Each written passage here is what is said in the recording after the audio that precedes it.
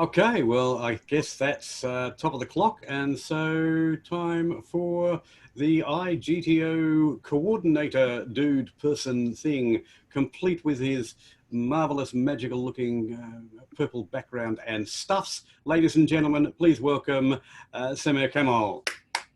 Kamal. Yeah. Anyway, Samir, Thank it's all you. yours. Thank you, Toastmaster Graham, and welcome, fellow Toastmasters, to our last session of the iGTO, the International Guide for Training Online, which is brought to you by the GTO, the Global Training Online Advanced Toastmasters Club. This club was started in 2017 for the trainers to fine-tune their training skills and to apply it through the meetings. So anyone is inspired or aspired to be a trainer, GTO is the right place for him or her. Welcome to the last session, the fifth session of this program, where we will speak about how to conduct online contests. And we will share here the best practices. Today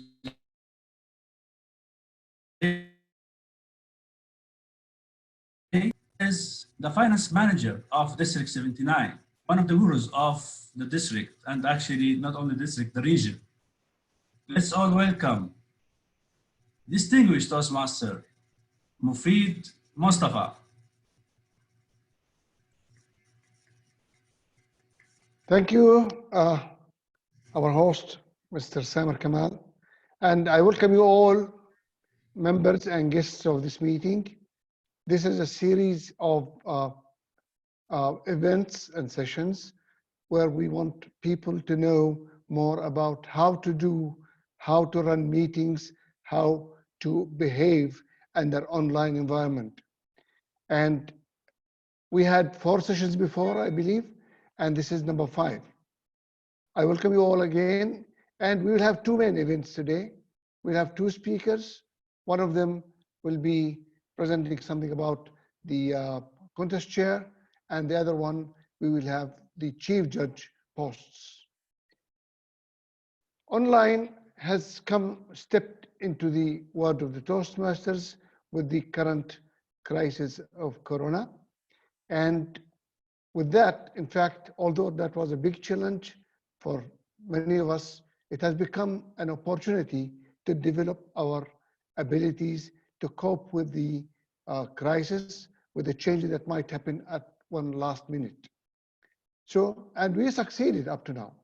However, technically speaking, there are few things that we were not used to, but we had to adopt in these circumstances. Now, we will start with our first presentation, which will be done by a Toastmaster. I met her on this screen in another club, which is the GTO, in fact, meetings, and I always admired how she presented things and how she evaluated, how she gave her opinion honestly, but at the same time, politely. So to know about how to run the contest as a contest chair, please help me welcome DTM Carole McAloch, if I pronounce it properly. Excuse me. Thank you. So much, Toastmaster Mufid. It's easier just to say Coach Carole these days. That last name really is a tongue twister for some. I'm very happy to be here today to present for you ways in which you might prepare to be a contest chair in an online club contest. And I'm not alone. I have brought with me an expert, someone who has been working with the online environment for some time. And that person is Vicky Musni from the DJs and MCs. Just unmute for a moment, Vicky, and say hello to everybody. Hello, everyone. Thank you for welcoming me into your meeting today. Thank you, Vicky. I'm going to interview Vicky with a few questions that we have prepared in the background, of course. And I'm going to first share my screen with you to show you what I'm preparing to do in my segment today. So just bear with me while I show you a couple of these slides to begin with. So I believe that they would be coming into view for you in a second or so. Thank you, Graham. And this one is all about the contest chair and the Toastmaster preparations. And I'm going to ask 5 questions of Vicky. And then I'm going to go into how do you prepare to be a contest chair online and give you some of the technical tips, some of which may have already been mentioned by Vicky, but I'll bring you those once we have asked the questions of Vicky. So let me come to you, Vicky, and ask the very first question that I had prepared for you, and that is, why is it important for club contests? Could you describe the benefits for your club and the members in running club contests? Absolutely. For me personally, I believe that one of the biggest advantages to the individual who's participating in a club contest is to have the opportunity to put yourself in a completely different environment.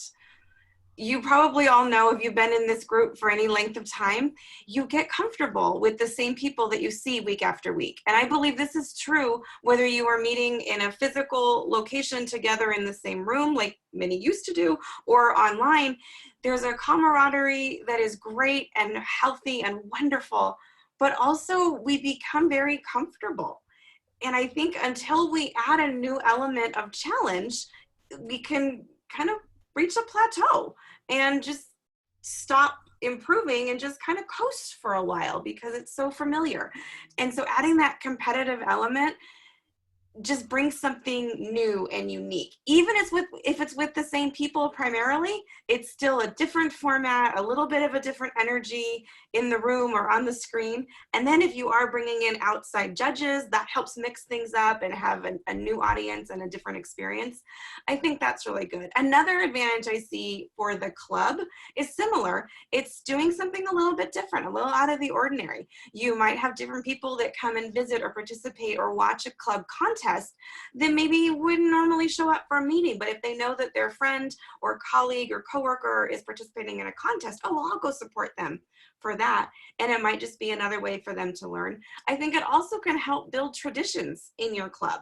And that is good and healthy for a club to have traditions beyond just, oh, this is what we do every single week.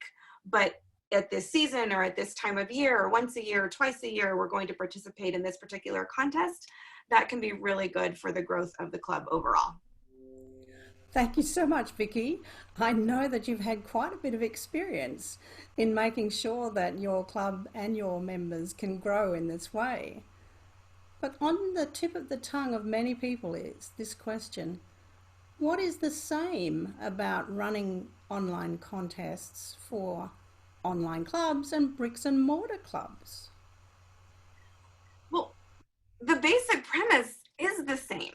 You know, we want to have a contest. We want it to be fun and fair. We do better when we prepare. That's the same, whether you're sitting face to face or you're talking to your screen. If you take some time to prepare and practice, things are going to go more smoothly.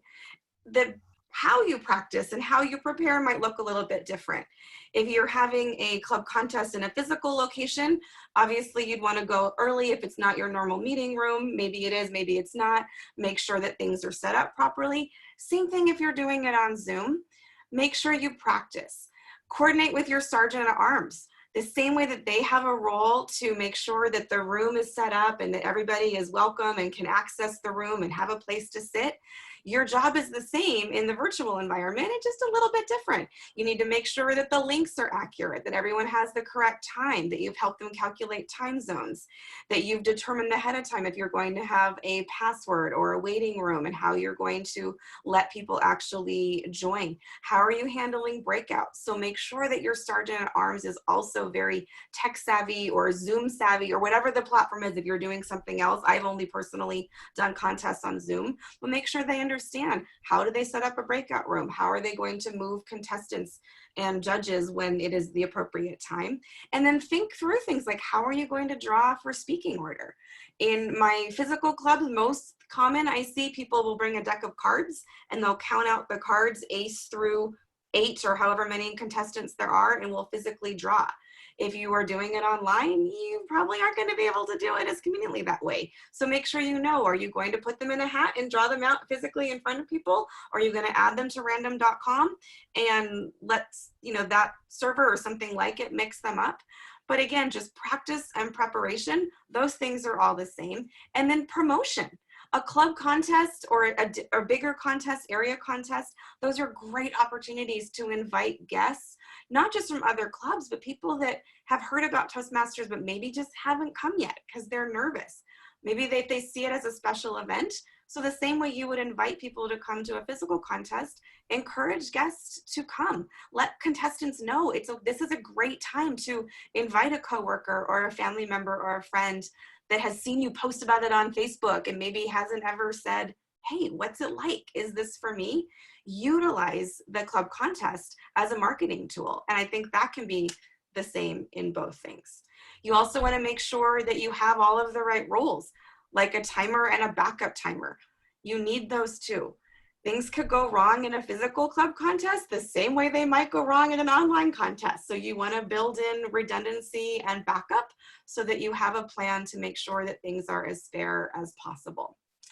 One thing that I learned recently in a table topics contest that someone else in my club hosted this year, when I do a contest in a physical club, every table topics contest I've ever been in, the Toastmaster has printed out the topic and had it on the table or the lectern so it's in view.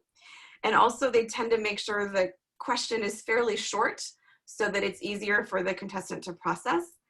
And that wasn't explained clearly enough to our most recent table topics contest chair. And he had a very long-winded question. And even though he'd been instructed to keep it short and put it in the chat as the backup plan, somehow that didn't happen. And it kind of threw some people. But given that it was a table topics contest and our goal is to challenge ourselves and learn something new, it worked and we all just kind of ran with it. But I would really encourage you to make sure that you have that in writing, just in case someone is nervous, they could at least have an opportunity to view the prompt in the chat and make sure that it's clear that way. So again, mostly similar.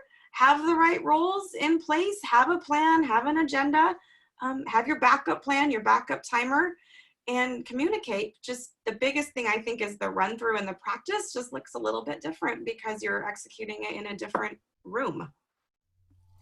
Brilliant. Thank you so much, Vicky. That's covered everything in a whirlwind. I hope you've been taking notes, everybody. Well, I looked at the agenda and I realized we didn't have too much time blocked out. So we 5 questions. So.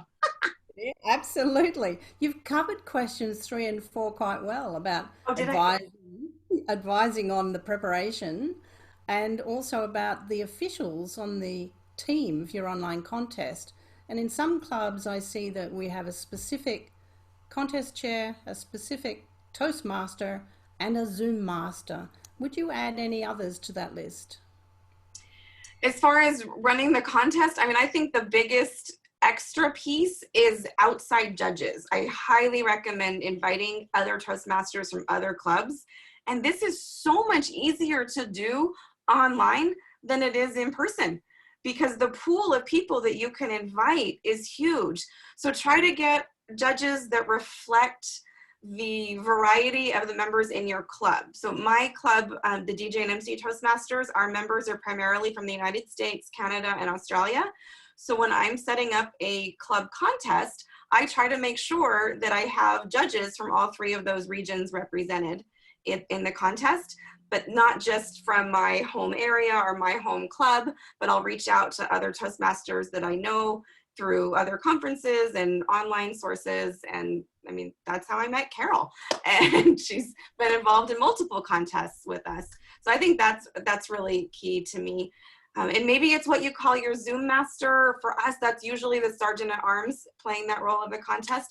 But we also have a dedicated chat master and someone just monitoring the chat in case there is an issue, a technical issue, and somebody posts in the chat that, you know, they're having a problem and someone else isn't aware, we have one person who that's their main job, is to monitor the chat.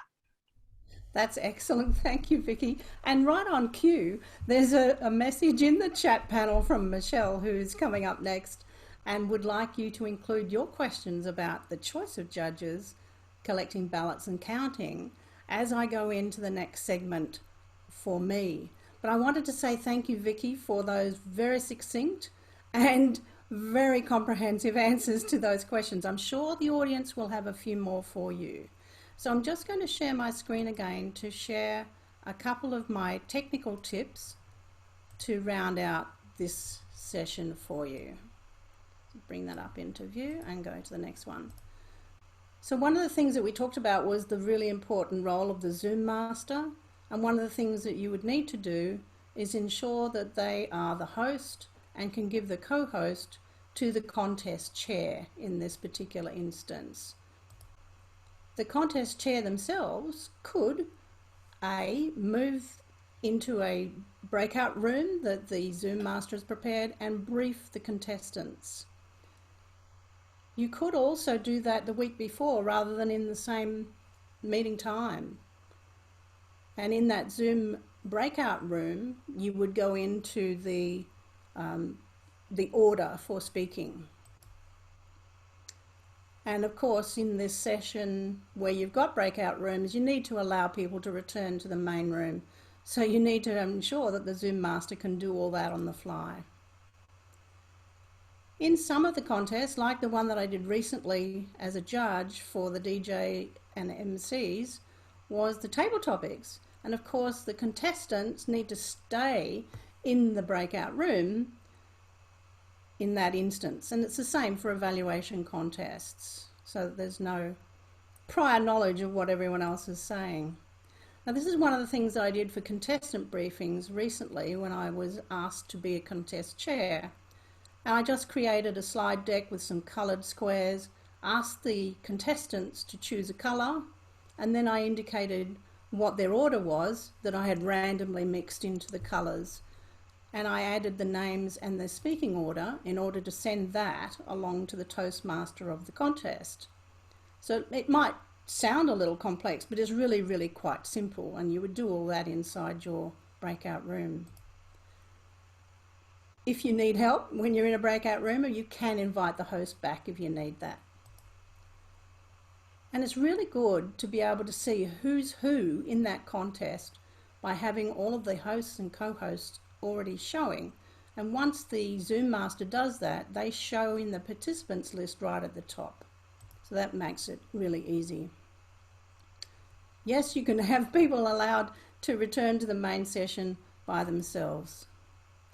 So that's a little really, really quick view of some of the tips you could use, technical tips, in the Zoom for your contests. But I want to say thank you again to our panelists today. And just to let you know that next week I'll be interviewing Nick Lacani, who is the current contest team leader for District 91 and District 71. And I'm going to pick his brain and provide you with a little recording of that interview later. So thanks for watching, and I'll come back now and see if there's some questions from the floor for Vicky. Thank you, Asil. Thank you, Trish. And Julian, any questions that you'd like to pose for either Vicky or myself? Do you want One me to? question from me, if I may. Is there any way to stop table topics contestants from being somehow sent the topic? And is there any way to ensure that evaluation contestants don't use the pre-filled form, which is why, of course, we use the single sheet of paper in a face-to-face meeting? Is there any way other than reminding them of integrity, respect, service and excellence to prevent that from happening? And I think operating under the premise of we've all signed a code of ethics and we're operating with integrity, you have to assume. And I think if someone really wanted to cheat, they could do that in a physical location as well. You know, nothing really can present the table topics person, the one who decides on the topic, from sharing that other than their own integrity. That's really no different online. So as long as just a very few people know that and their intent is to run a fair contest, that to me isn't much different. Now the evaluation contest, that was interesting to me because in a physical contest, the Sergeant at Arms will collect our notes and hold on to them for the duration of the time. So if you are the, you know, 7th or 8th speaker, you don't have access to them. The first email I got when I was going to compete in our division contest said that contestants are going to be required to angle their cameras on their hands while they're writing their notes and keep them there the whole time. And I said, no, I'm operating on a desktop computer. I do not have the ability to tilt I have a 27-inch monitor in front of me. I cannot do that. And I said, are you really going to disqualify me because you think I'm going to cheat? And what they came up with was we had to use the official form, and we'd show it. This isn't it, but just for example, I would hold it up and show it and then put it down and I would write. And then when I'm done, I showed it briefly, folded it in half, and then held it like this the duration of the time that we were in the breakout meeting, so that they could see that we weren't able to actually study the notes and try to memorize things or refresh. And I think that's really the best practice that I have seen and what made it really fair for the evaluation contest. Great answer. Thanks, Vicky. I'll just answer very briefly the question that's came in to me about the use of the coloured squares for contestants briefing. What I will do is I will do more than that. I will share that set of slides with you and post it into the chat panel for you. And the reason for having those coloured squares was a way in which we could very simply create the order of speaking for any contest. So at that point, my time is up and I'll hand back to our Toastmaster of the Day, Mufid. Thank you very much, Carole, for this wonderful presentation. I think we have benefited out of that really good, and I hope everyone has done that. If you have any questions still, we can still take that and try to answer it at a later stage. Now, we have done with the contest chair. What about the other key personnel and one of the main players in contests? That is the chief judge. How does chief judge run the chief judge session during the contests? For that, we welcome our second presenter, DTM, Michelle Alba-Lim. Thank you very much, Mufid. And this is so much fun. Whenever I want to present something, I get an illustration live, which was not the intention. Tonight, I wanted to show how you could use your phone, your smartphone, iPhone, to collect the ballots. And I have been scrambling, looking at something we tested last night, Brian and Carole, and it came up really nicely. I could show my iPhone on screen. Now it's not showing up. So I will just describe when I get to that point, I'll describe what happens. Also, you might have noticed that I posted a question or a message in the chat saying to please send me your questions, because I don't know if you're like me, but I am PowerPointed up. You know, I see slides day in, day out, and sometimes my eyes just start to glaze. So I wanted to approach this also referring to something that Mufid said earlier.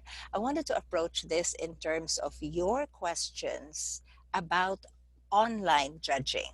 I don't want to go through this is how you brief your judges and then talk with you about how you brief judges, period, in any contest, because we know that, or at least we're supposed to know that, and you're not supposed to tell me if you don't know, or you can message me privately. But anyway, I want to focus on judging online.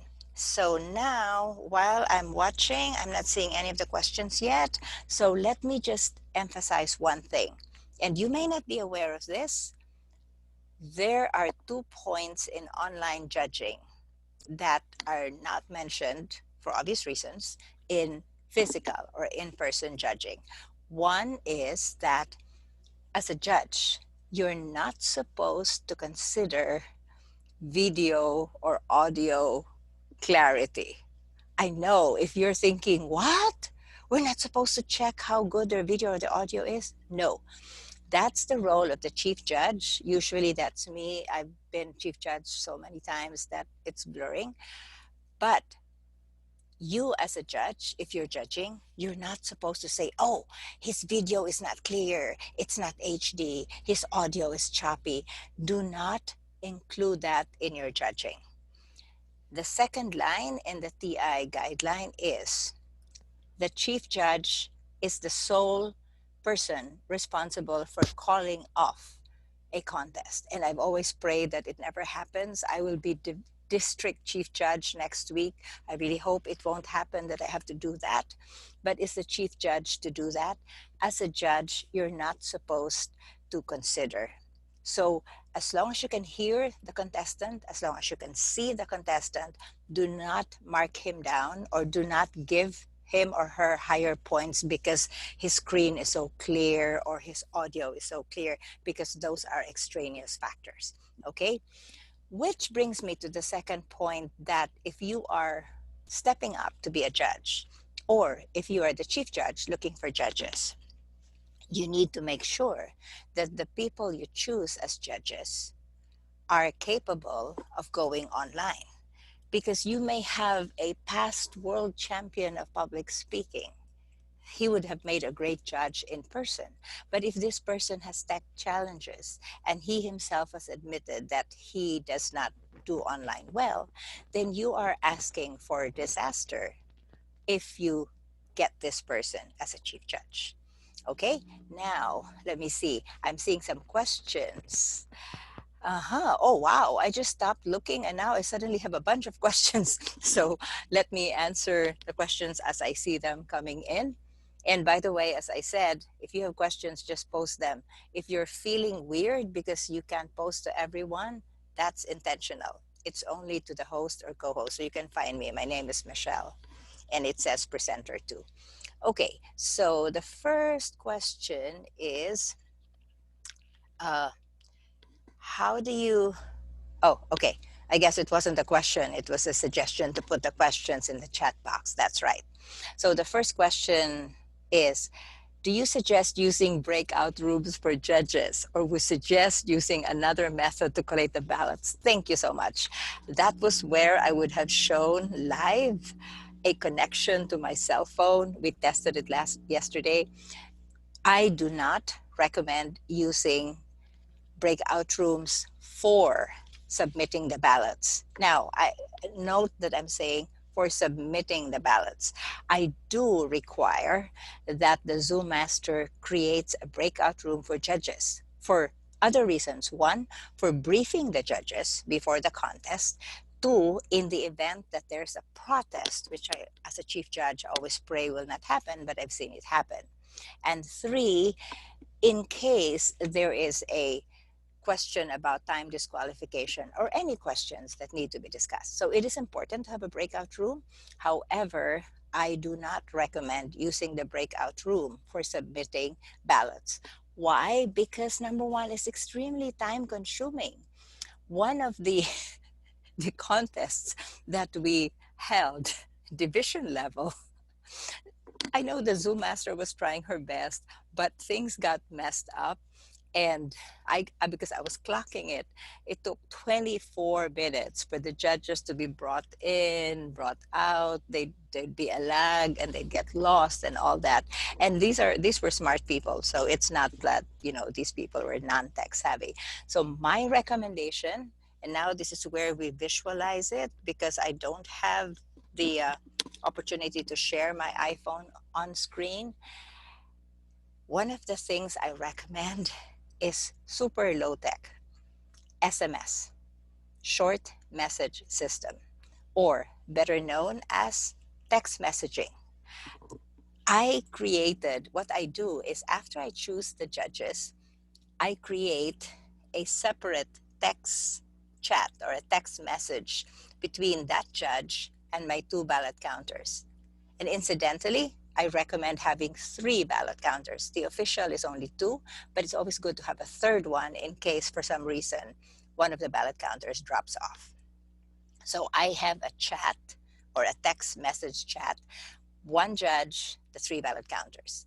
And I briefed them beforehand that they should just send first, second, third, first the name, second the name, third the name, and then say judge number 2 or judge number 3 or whatever, and not to ask for confirmation because that just creates a back and forth. It is super efficient. Our record for a division contest was 3.5 minutes. We had collected the ballots and we never even left the room. We were sitting right there. The contest chair loved it because then they could start the interview. 3.5 minutes text messaging. Okay, so that's my recommendation. Do not use a breakout room for collecting ballots. Use text messaging.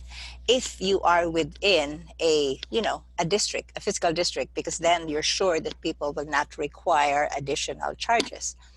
If you are outside, like you're totally online where you might have people in different countries and text messaging might incur charges, options are WhatsApp, which as long as you have a phone number, you can do the same thing.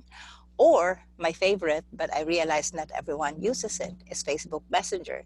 Again, I wanted to demonstrate that, but just visualize Facebook Messenger. You have the names, and Asil is here. She was a ballot counter over there, right, Asil?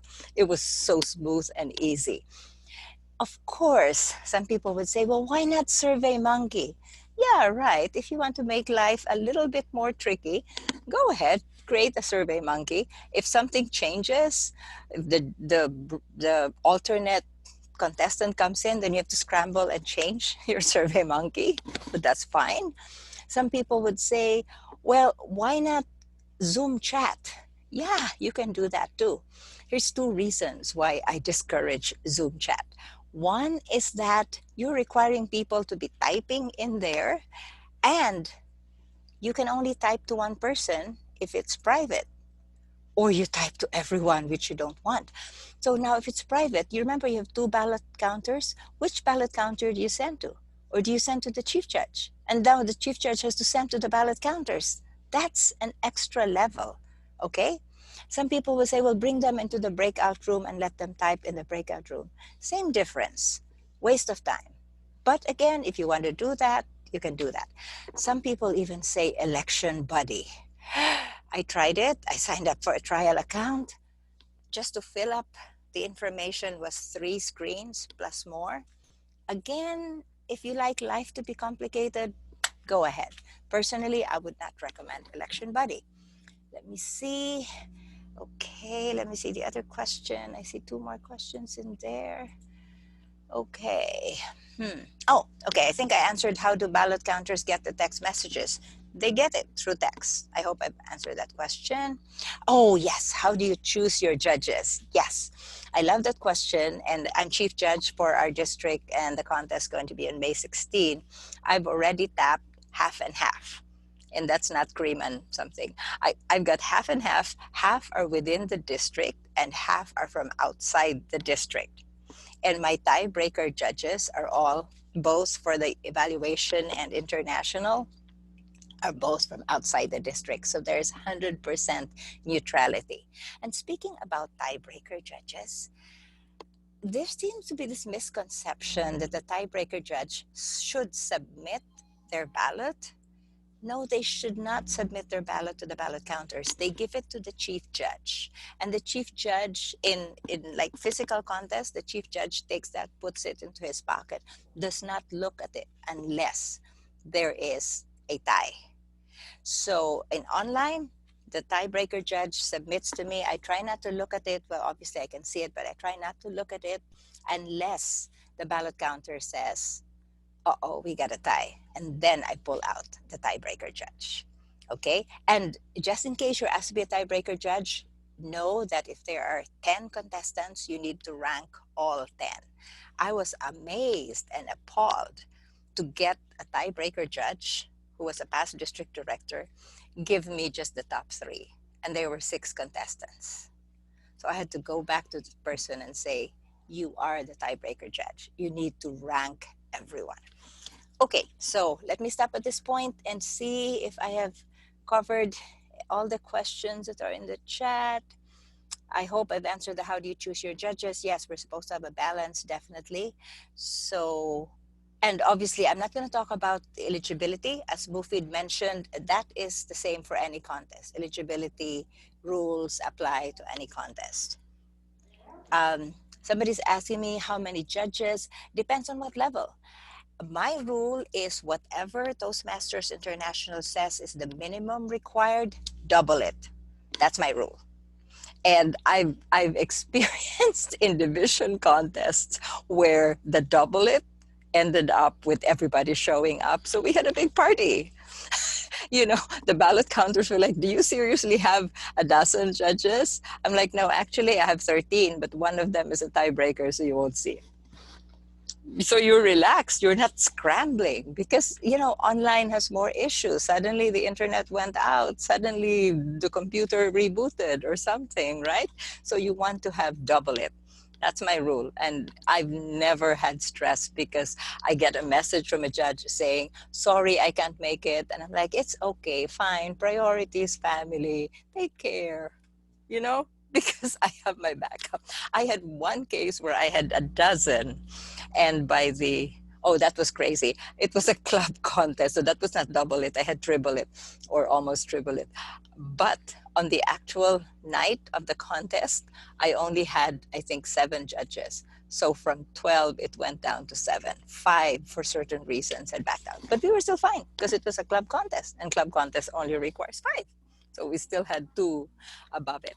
Okay, so I think I have covered everything that I wanted to cover in terms of best practices for the judging. Let me see if we have any other questions. Yes, I see other questions. Oh, yes, perfect. Thank you. There's a question. As chief judge, would you allow a contestant to start again if they have tech problems? Thank you. Wonderful question, because that's really important, and that's part of the guidelines in Toastmasters International. No, you don't have them start again, which is kind of a little bit unfair. But the rule from Toastmasters International is the timers. Give them an extra 30 seconds. Personally, I know this is recorded, but personally, I'm going to say I would flex that. I tell the timers, and by the way, I'm also timing during any contest because I time everything. So I would say give them the amount of time that they took to settle. For example, if they had lost their audio or they disappeared for 45 seconds, then give them that 45 seconds, because 30 seconds is really, it's really hard. But that's Toastmasters rule. And I seriously wonder if any of the people who wrote the rules actually participated in a contest. Let me see. Oh, okay. So always the tiebreaker judge have to deliver the ballot. Yes, they deliver the ballot, but only to the chief judge. They do not give it to the ballot counters, because then that messes everything up. Can you imagine what happens when a tiebreaker judge gives their ballot to the ballot counter? So what I've learned, lessons from division level, because a couple of times ballot counters were saying, well, we're still waiting for one more judge. And then I said, who? And when they give the name, I'm like, no, that's a tiebreaker judge. So what I've agreed with the contest chair for district contest this coming weekend, next weekend, is I will not even introduce, I will not even bring the tiebreaker judge into the briefing room. That person is just going to be invisible. And the contest chair, who happens to be the program quality director, said, fine, you were good with that. So I think that's the best. So the ballot counters do not accidentally include the tiebreaker judge into the tally, because then who's going to be your tiebreaker judge? Okay. A complicated question here, Michelle. I'll read it to you if you like, since it is complicated. Yep. What if a judge gets disconnected while the speaker is delivering their speech? Do they still get to be a judge, or is that where you would call in one of the extra judges that you have appointed? Yes, that's a good question. And it happened because one of the judges left and went out of the meeting. Went out of Zoom instead of leaving the breakout room. So yes, what happens is they don't judge because they can't judge. How can they judge when they don't have the full flavor? And that's where the backups, yes, that's where the backups come up. Okay. What if the number of judges, well, heck, you didn't do your job as a chief judge.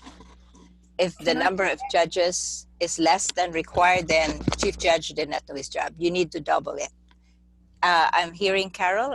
Carole, you're saying something? Sorry, I am trying to say something. Sorry, Michelle. Uh-huh. Yes. But in relation to the question that Graham asked, because I know that I asked that question of Nick Lacani when he was involved with the district contests, Uh-huh. and said that the previous briefing for the judges on that particular point was really important. They were given this instruction that if they missed 30 to 60 seconds of any speaker's speech, then they opted out of being a judge who would give their vote. So Yes. for that reason they had an abundance of Yep, judges. I thought I said that, but thank you anyway for mentioning that. I did say that if the judge misses, then they should not judge. I wanted to end by sharing this because Toastmasters International is Infinite Wisdom has a ballot form, but it is not Excel. It does not add. So people are, are online, they're filling it up, but then they have to pull out their calculators and add.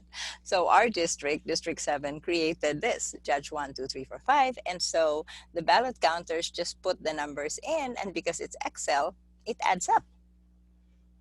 Aren't you going to applaud? Well, anyway, this is really wonderful, and that's one of the reasons why we were so fast. They weren't even done with interviewing the contestants. We were back kind of, we were done. Okay, so I'll be happy to share, but it's simple Excel that you can just create. And it's 18 minutes, so I can return control back to the Toastmaster unless there are any further questions. Michelle, I saw a question from Brian that I'm hoping that I can take if you don't mind. It's about the handling of the forms and the certificates, which would Sure. be in the realm of the Yes. contest chair. And for that reason, I would suggest that everyone would send the forms to their contestants at least a week before and have them fill it in PDF format and send them back. That part's easy. For the certificates, I've seen this done quite cleverly in many different online contests where the certificates are simply done as a PowerPoint slide ready for the name to be entered. And as soon as the judging is completed and we know the winners, etc., the names are filled in and then that can be displayed all in the time allowed in the contest online. So thanks for that question, Brian. That was excellent. May I just add to that? It's nice to have an assigned photographer if you don't have a media person, but have someone who's paying attention and can take a screenshot that includes that certificate while it's on the PowerPoint, as well as navigating to make sure that the person who's winning is in the screenshot. And that can be a really fun way to acknowledge them in a social media post and also as a marketing piece, because other people will see that they are tagged with that certificate. And if you don't have it done live with a screenshot, you can just convert the PowerPoint into a JPEG or PNG file and have somebody post that, but include that in your marketing after the fact. Yes, that's great. And Carole, may I just add, in case this was not noticed, it says Judge 1, 2, 3, 4, 5, 6, 7. In other words, in an online contest, and this is not a recommendation, it is actually a guideline or kind of a mandate from Toastmasters International. The reason why it's Judge 1, 2, 3, 4, 4 rather than names is that during an online contest, all the judges should not have their video on. And in fact, during an online contest, I'm not sure if you mentioned this, Carole, during an online contest, the guideline from Toastmasters International is that everyone should have their video switched off, which is a little bit difficult on the contestant because, you want to have feedback. So the only person who is legally allowed to be visible is the timer. And in for case of the yes, contest, for chair or the master, for the otherwise judges. no audience. Sorry, let me just add, for the judges, if you are the chief judge, you need to assign or pre-assign who is judge 1, 2, 3, 4, and 5, and make very sure in your briefing, because this has happened at the division contest. Fortunately, I was co-host, so I immediately closed the person's video. You have to brief them that they keep their faces off before, during, and even after the contest. Because what happened is, after the contest, one judge showed her face Like, no! So I had to turn off her video. So the judges have to remain totally blank all throughout. And this also means none of this. For example, I'm demonstrating right now that I have my face on my picture. You cannot have that. If you're a judge, you need to remove your profile picture so that you will just simply be judge 3. You'll be totally anonymous. Very good point. And even Well, voice, well, because we had one person who had, it wasn't me because I was chief judge. We had one person who had a very unique accent, and the person was covered, but she was speaking. And so I had to say, please, including audio, because people will still recognize. Back to you. You yeah. can have you can set Zoom up so that anybody who has not had the live picture, so you don't even see the name and you don't see the picture unless their video is active. Yes, Brian, but if they speak, then their voices will be audible. Yeah. Through Thank you. Postmaster, if I may, there was one other point that I needed to make for everyone who is preparing as a contest chair, that it's wise to do your contestant briefings separately at least a week before, as we're doing in District 73. And the reason for that is that many people may not yet be aware of how to position themselves, what backgrounds are they using, what lighting, how is their audio, will they stand, will they sit. All of those things can be ironed out at least a week prior to them coming on to do their speech. Back to you, Mr. Toastmaster. Thank you very much for both speakers. I think you've done wonderful jobs. You answered a lot of questions, and I think there must be other questions to come up later on, but we learn by doing, and definitely we'll do that and take any close opportunity to do that. I think I enjoyed it. I hope everyone did. And because of time, I hand over back to our iGTO leader, Toastmaster DTM Samer Kamal.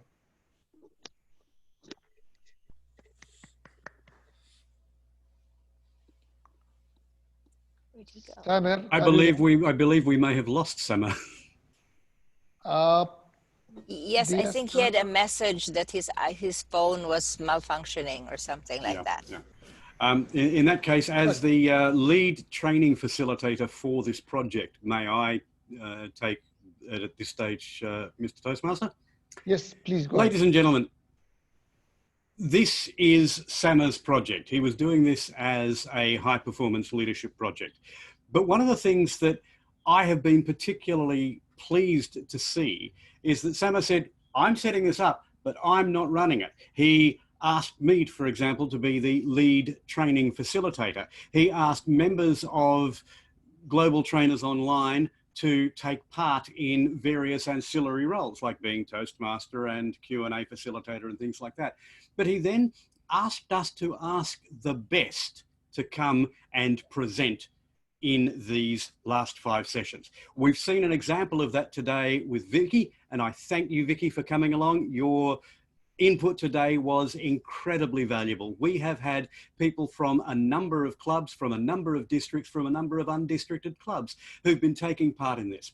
We're also recording all of these sessions and will make them available as an ongoing record, but also as an ongoing training tool for Toastmasters clubs, because the purpose of iGTO is not to promote Global Trainers Online, despite the fact that we share 3 letters. It is to assist Toastmasters clubs in difficult circumstances learn the best practice for the things that we've been doing.